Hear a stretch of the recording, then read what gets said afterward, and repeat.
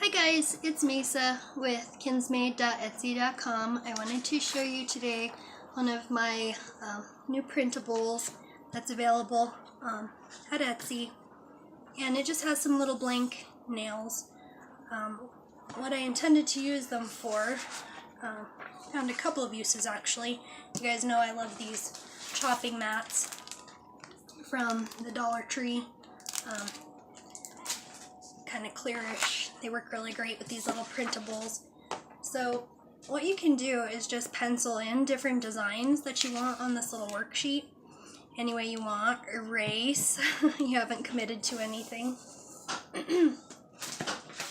And so I was doodling, and I'm not much for doing handwork, but what I could do then is put my mat over and go ahead and just use the polish and paint my decals right on there. But I wanted to show you something else today, and you'll have to excuse my artwork. It is not grand by any means. Where was the image I was thinking about doing? Here we go.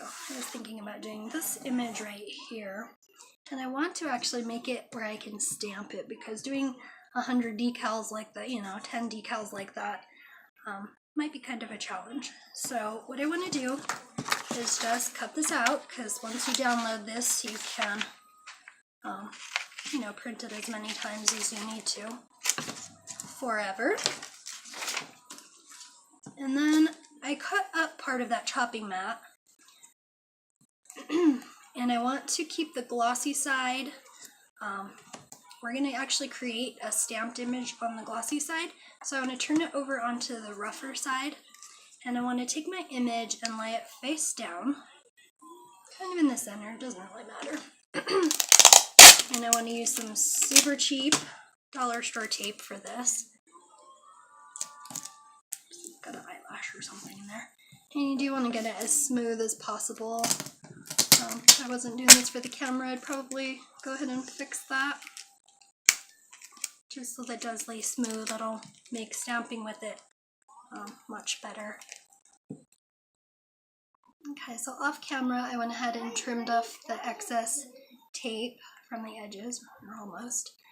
And now what I want to do is set it down with the glossy side on top, and then I want to use a nice heavy-duty shipping tape, packaging tape. The heavy-duty works much better because it's going to give you that thickness of polish that you want. If you don't have it, you can build up layers of the cheaper tape, but you risk getting more and more bubbles. See, I'm getting bubbles now, but you'll have layers and layers of bubbles if you do it with several layers of tape. I want to definitely get this one as smooth as possible.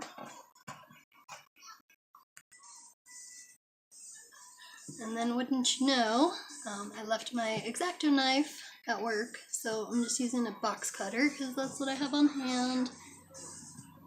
You can decide whether this is something that you want to do, a really nice job and keep them, or you're just doing it, for, a one-time use.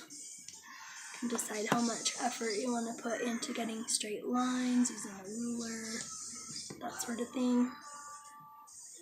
Anyway, you just want to cut into the design. I'm going to cut all of these edges. Okay, we'll finish up. Okay, and then once you get your design cut, then you're just going to want to lift out all of these little pieces that you're cutting away, and lift them up out of your design. Okay, now it's the moment of truth to see if this will actually pick up a design.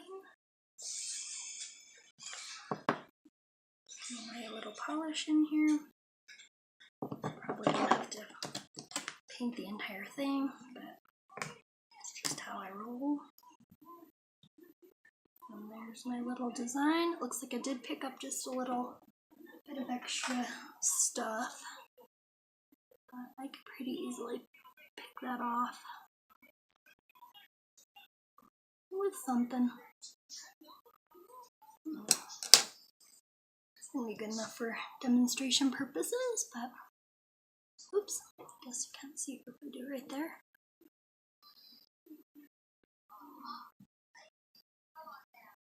Okay, and there you have it.